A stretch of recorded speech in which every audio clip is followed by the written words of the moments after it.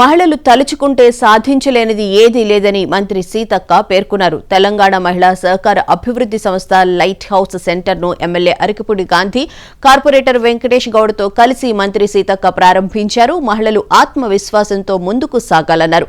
శిక్షణ తీసుకున్న మహిళలు తమ కాళ్లపై నిలబడేందుకు ప్రభుత్వం సహాయ సహకారాలు అందిస్తుందన్నారు. మహిళా సంఘాల్లో సభ్యులుగా ఉన్న వారికి ప్రభుత్వం అండగా ఉంటుందన్నారు మంత్రి సీతక్క.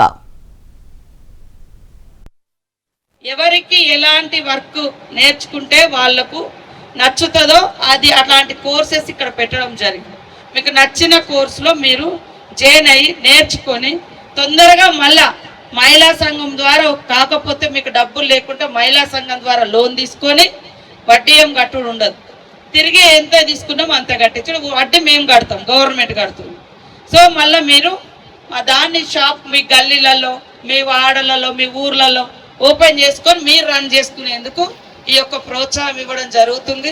సో మీ అందరికీ కూడా శుభాకాంక్షలు, ధన్యవాదాలు. మరి అడ్వాన్స్ బతుకమ్మ శుభాకాంక్షలు, దసరా శుభాకాంక్షలు. మీరందరూ కూడా ఉన్నత స్థానంలో ఉండాలి.